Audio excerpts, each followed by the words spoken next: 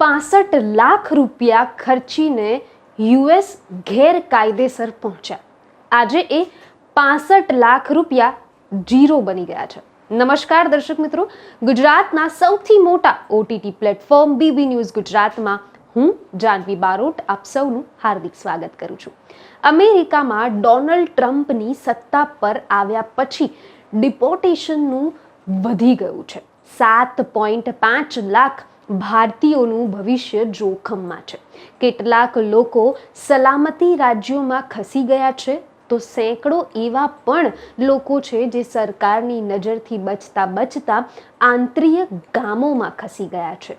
શિકાગોમાં સ્થાયી થયેલા એક ગુજરાતીએ કહ્યું કે મારું નામ ન આપતા પણ હું જણાવું કે અહીં સ્થાયી થયેલા અનેક ગુજરાતીઓ 4 વર્ષ અગાઉ જ્યારે હું કેનેડા સરહદથી અમેરિકામાં ગેરકાયદેસર પ્રવેશ કર્યો હતો, સંબંધથી મોટેલામાં કામ મળી તો ગયું, પણ અત્યારે આ વાત પર મને અફસોસ થાય છે. જો હું કેનેડામાં જ રોકાયો હોત તો સારું હતું. ટ્રમ્પની કાર્યશૈલીથી ગેરકાયદેસર વસેલા લોકોને ફફડાટ ઊભી થઈ ગઈ છે. ચરોતર વિસ્તારમાં લગભગ 4000થી વધુ લોકો આ રીતે અમેરિકામાં ઘૂસ્યા છે. મોટા ભાગના લોકો ચેકિંગના ભયથી સાવ નાના વિસ્તારોના આશરે ડૂબી ગયા છે.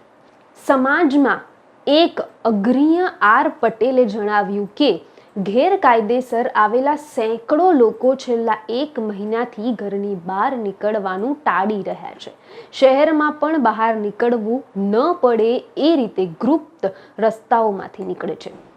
ન્યૂ જર્સી અને કેલિફોર્નિયામાં યુવક યુવતીઓ મોટેલા અને સ્ટોરમાં ચોરી છુપે કામ કરે છે. મોટા ભાગના લોકો રાત્રિ નોકરી કરવાનું પસંદ કરે છે.